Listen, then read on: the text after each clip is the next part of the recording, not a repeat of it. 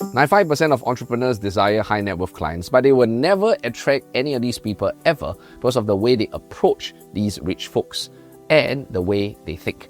In this video, I'm going to break down for you how rich people think, what they value, how to repel wealthy people, how exactly you should structure and present your offer, and some additional tips so you can start to attract and close high net worth people. Let's dive in. So I know I mentioned some of the things that wealthy people value. I want to talk very specifically also about how you can piss them off. Kind of hinted at it at the segment before, but if you violate these rules and you do any of the things I'm about to mention, then basically you're not going to get any of the rich people that you desire. So first thing that pisses them off, very simple, is to have a lot of complexity. So if your entire offer has a lot of complexity, having them to go from place to place to place to place, because these people are so busy and they're rather impatient also, and they don't always take instructions very well. So if you have a lot of complexity in their already very busy lives, or lives that they want to enjoy themselves and don't want to do all kinds of stuff, they will not take up your offer. So please don't have a complex offer. Now the next one is if you look incompetent, which means they are engaging you and you look like you have no idea what the heck you are doing. That is a huge red flag, and they will probably just drop you right on the spot or get really angry at you, because they like to hang out with people of equal levels of status and competence also. So when they look at you and you're incompetent, you likely screw it up, it affect their finances, their reputation, their business, their health, etc., and you're making them do a lot of unnecessary work, then this whole thing will be a shit show. So I'm just telling you, the second one is do not look like you're incompetent. So the final two are things that I've mentioned before, but the first one is do not ever waste your time. So if you show up late, oh my god, the deal might just be over already. Right? These people are really busy. If you carve out time and if you meet them, let's say for an hour, here's the unfair part that they won't tell you. It's a high likelihood that they will be late, but you cannot be late. I know, it's a double standard, but that's what it comes with the job of dealing with high net worth people. Usually they're high ego people too. So please, respect their time, make sure you come well prepared, you're competent, you know exactly what to do, you get the things done really fast, you don't waste their time, etc. They will highly value and pay more for competence and speed, doing things really well, fast also, delivering results. They will pay you a lot of money and they will happily refer you to their other friends also. And the final element that will mess all of this up is making them look bad. Oh my god, this is a huge one. Okay, these people are very status conscious, and they want to look a certain way. So if anything you do with them makes them somehow, not getting results is one thing. If you make them look bad, which means they're now affected on social media, they're affected among their peer group, etc., it doesn't look good, then it's game freaking over for you already. It's really critical. Yes, you want to deliver results, save time, etc., but you gotta make them look good. And so these are the 4 things that if you do, then this whole high net worth thing is gone. Now here's the urgency and the gravitas of this also, which is the high net worth, really rich and powerful people, the circle is real small. So if you do a good job, they're going to spread the word around real fast. It's not how much ads you run, it's not how many books you write or how many videos you shoot. It's usually them telling their WhatsApp group or little group of friends, hey, there's this particular person that's really good, and that group has all the rich people inside. If they send one text and it's a high recommendation, you instantly get 5, 10, 20, 30 people who are interested in your services. Now that text can flip the other way. If they send a text in the group and it goes, please avoid this person at all costs, then there goes your business and you can kiss attracting these people goodbye for the rest of your life.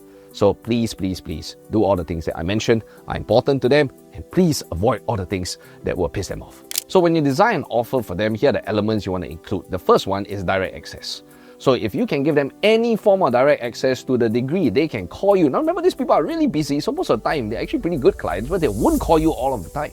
But when they call you, they really need you. And the weird thing about, and probably the weird and just the factual thing about dealing with these high net worth people, is they will very likely call you at some weird hours. The reason is because they're really busy. And when they call you, they really need you. So if they want to call you at 11:30 to 11:45, that 15 minutes is really important for them. They don't always call you, but when they need you, they really need you. So if you want to work with this kind of people, direct access is really critical.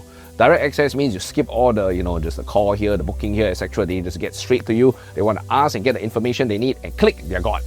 So if you can offer anything that's friction-free, get straight to me, I'll give you the answers in the quickest, fastest way possible, then that's something they will highly pay for. I would frame this often as the most highest tier and exclusive access. and have a separation between everybody else. So if you're doing some form of group coaching, there might be for mainstream folks a group coaching call, maybe every Monday at this particular hour. That's the only time you answer questions, etc. The rest of the time might be within a certain communication channel. But for these rich folks, you'll be like, all right, cool, you get my direct WhatsApp number. Then this time and this time, barring the time that I'm sleeping, if you have an emergency, drop me a message and I'll give you a ring, and then let's solve it right on the spot there and then. There will be what I call exclusive direct access. And the next element is to give them the most powerful stuff in the most concise manner. Now remember, we mentioned just now, these people want maximum results and they don't want to muck around and waste time and waste a lot of effort. So if there's a way you can crystallize your best stuff, but they don't want to learn it for the next 2 years, they are really busy. So you're going to most potent stuff, but delivered in the shortest, most concise, most precise manner. That's something that they will gladly pay for also. So you say, in all my years of experience, these are the top 10 things I'm going to drill you so that you're really, really good at these core elements, their most powerful methods, and they get you the quickest results. And we're going to do things that are the most directly effective. That's going to work really, really well. One thing that also does is it sells certainty. Now, remember I mentioned just now, these people do not want, they are more fearful of loss than just gain. They have gotten to a certain level in society. They don't want to mess things up. They don't want to mess their reputation up, their finances up, their business up, etc. So when you tell them you have the best stuff and you provide proof and results, it gives them a level of certainty that they can actually rely and trust whatever you have to offer, and that makes them want to engage with you. Now, the final element is to make sure that whatever you do for them makes them look good.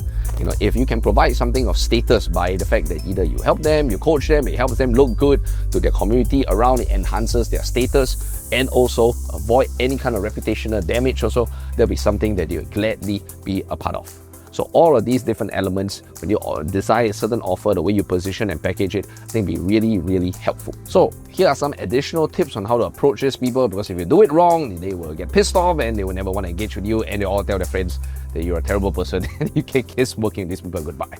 So the first key is to always come across with credibility, but do not ever be arrogant and rude. Oh my God. Arrogance, rude, disrespectful, they might work for other folks that you can steamroll, but if you ever meet a high status person, successful person, and you challenge their status and their ego, it will go really, really badly. Now, I'm not saying that you want to downplay all your credentials. I think it's really important to highlight to them that you have been around before, you know what you're talking about. I think that's really critical. So credibility, yes, let them know you have done a few things before, because they need to know that you are competent. They need to know that you have engaged with equally high level people before, at least know what the heck you're talking about.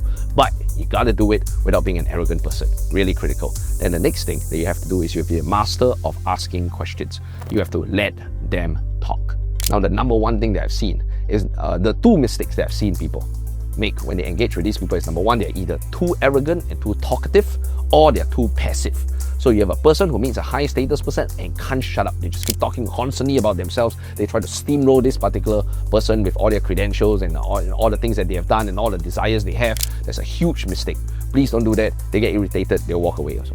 Number two, if you are really passive, which means you're a wallflower, you meet such a person, you're starstruck, you don't mention all the things that you have done, then this particular high status, high net worth person might just think, oh, this is just another ordinary person, and they won't give you a second look. So it's really important to balance these two elements. Firstly, to be able to present yourself in a certain way, mentioning some of the cool things that you have done, but also be in a place where you're curious and sensitive to their situation, and you're curious about how you can help them or what challenges they are going through, and have them share these things. So then the next three questions that are really critical when you speak to high net worth people are, please listen very carefully. Number one, what do they like to do? So let's say, they are here to lose weight or grow their business or whatever. So you got to figure out at the end of the day, yes, they have a problem, they have a pain, they have a situation. Basic sales questions, you're going to ask them what is their current situation, etc. Really critical. They should probably share with you they have a goal and a desire and they have a particular problem, etc. They're stuck. Just like this is pretty similar for everybody else. But then you've got to add in three other questions. The first one is, what do they like to do? So if you can design, now remember, these people have money, status, power, etc. And they generally, with money, status, and power, you generally have the ability and the capacity to do the things you like and avoid all the things you don't like. So it's really important that you customize a plan for them so they can do all or most of the things they like without all the things they don't like. So the first key is to ask them, what kind of things do you enjoy? And have them share and state these things. Really important. Please remember these things as you design the package for them also. Then the next obvious question is, what do they don't like? Just highlight and remember all the things that they do not enjoy doing, and make sure that whatever your package has can have them do all the things they like, get them the result they have, escape the pain, and avoid all the things they don't like. Really, really critical. Now, the final element is something that nobody ever talks about, and you ask them specifically, what is your schedule like? Now, you see, all these rich folks, their schedules are packed. They're either packed with work, if they are workaholic, or they're packed with family, or many other engagements they have, or friends, or all the things that they enjoy doing. So those sit around and have nothing to do every day. So their schedules are packed. So if you can be sensitive, yes, to their situation, but also to their liking and dislikes, and finally to their schedule, so that you are able to structure it in a way that does not massively disrupt their schedule, then they will have a high likelihood of saying yes to you. Because you're like, hey man, you want to, for example, lose weight? Cool, what kind of exercise you like? Great, let's do some of these. What kind of things you not like? Cool, we'll avoid all of those things also. How much time do you have? Maybe 3 times this amount of time, etc., etc. No problem, we'll fit something to your schedule. Oh my God, you are like a godsend. A dream come true. And there's a high likelihood that they will go, wow, this is something that I've been looking for. Finally, a custom-made to my life solution, not something that I have to fit my busy life to. Because many people fail because they try to fit the busy rich person into a schedule that they already have. The busy rich person is not going to fit into that schedule because they have so many things going on, and most of the time they do not fit the mainstream schedule. But if you're able to design something that fits them, you're like a godsend. And finally, few more elements as you close out the conversation together with them. Number 1, let them know about certainty. Now remember, I mentioned this many times during this video, these people want to know that they are engaging with the best person and that they are not a guinea pig for some new person trying out some new ideas. They don't want to be a guinea pig. So you gotta let them know that you tried this before, this is your best stuff, and there's certainty of results. Really critical. So you must let them know, I'll design this, I'll give you my very best stuff, these are things that have been proven to work, I want to do them on you. That's really critical. Then the next one is when you mention that as a result of doing these things, they will look good, they will not have their reputation be affected, they will look awesome. Very important to push this status trigger. Can't stress this enough also. And last of all, you let them know that this offer has been, truthfully, if it's true, has been taken up by other wealthy, successful, high status people just like them. Now please don't make it up if it's not indeed true, but if it is indeed true, let them know. Hey, I work with people just like yourself in this category, and this is the offer that works best for them. They've gotten this kind of results. If it's true, if you actually do have it, then share it with people, and this will be the ultimate way to close and convert. Letting them know your high credibility, finding out about their situation, do more things they want, none of the things they don't want, fit their schedule. Let them know that, hey, you know what, other people have done this before. This is the best stuff you'll get results. You look good, etc. Then they will be very, very inclined to want to engage with you. Why does all of this work? Because of one simple word. And as we close out this video, that simple word is empathy.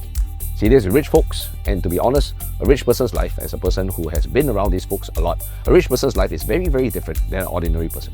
Yes, in some ways, they do cross paths. They have probably the same kind of problems, same kind of aspirations, same kind of struggle, right? If you don't look good, you wish to look good. Everybody wish to have more love, intimacy, sex, right? Connection, friendships, etc. Everyone wants more of that. But the honest truth is a rich person's life is often a little bit different than a mainstream person. And they are looking for people that understand their situation. Most offers do not have empathy or understanding of how this person lives, and hence they will not take up that offer. If you are able to show that you understand their life, understand what is important to them, understand what is something that they do not value, understand their worries and concerns, then they will engage with your offer very, very quickly, because you give them all the things they want without all the things they do not want. The longer you work with high net worth people, you will start to restructure the way you talk, your packaging, your positioning, your branding according to this particular segment of the market. The good news, as we wrap this up, the good news is, and let me just give you the good news, bad news, reality, okay? These people are not always the easiest to work with.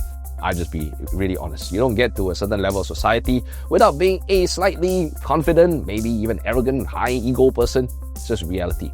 And most of them they don't always conform to society norms, and most of them are very direct. They speak their mind, etc. They want things done yesterday. They want things done fast. They are not very, very patient people. It's probably why they are where they are today. But at the same time, they are also people that are generally pretty good clients, to be really honest. Why? Because if you work with the right kind of person, they value competence, they value speed. If they see that you're really, really good at what they do, they don't mind spending more money because they have loads of money. And here's the other thing also. if you meet one of these people and you do an excellent job, they usually are not in the market looking for another person around with a cheaper bargain and switching you out. No, they want to stick with you. Because why? You understand their situation. You are the go-to person. Unless you massively screw it up, you are with them for the rest of their lives. You are my man. That is the way they operate. So you want to call it loyalty? I think it's half loyalty, half the fact that they are too busy to find another alternative or so. If you do a great job, they're sticking with you long into the future. Then the other part is that they're also telling all their friends about you. And they can be the best spokesperson, best referral person, any marketing campaign that you ever have. And they'll bring you a ton of rich people like you've never seen before. So those are the realities of dealing with this entire segment. And my guess is that once you start mastering this segment, you will start to realize, hey, maybe this is the segment that I really, really want to serve. I've done talks sharing about the high net worth people. And some of the folks have listened and gone, hey, you know what? I love this market. They are not always the easiest to deal with. They are a little bit idiosyncratic, maybe eccentric, maybe a little bit different, but I would love to serve that. Some people find a mission to serve the mainstream people, which is equally cool. This entire video was supposed to show you how exactly they think, what they value, how you can piss them off, how you can approach them, etc. I hope I've done a really, really good job in terms of breaking down bit by bit what actually is on the top of their mind and how you should actually speak to them. Okay, so if you love it, please rewatch this entire video. Be sure to look over your approach, your offer, the way you sell to these people. The final question sometimes people ask, Mel, can I have therefore 2 different offers and 2 different approaches? Yes, you can. I would not want to use the mainstream offer and approach with the rich people, and I wouldn't want to do it the other way around because these 2 groups of people value very different things. Okay, my guess is you will separate both your offers and your approach, and eventually, once you start serving the high net worth, now remember they're called high net worth for a reason. If your offer is great, you can easily charge 5 to 10 times more with one single offer than a mainstream offer.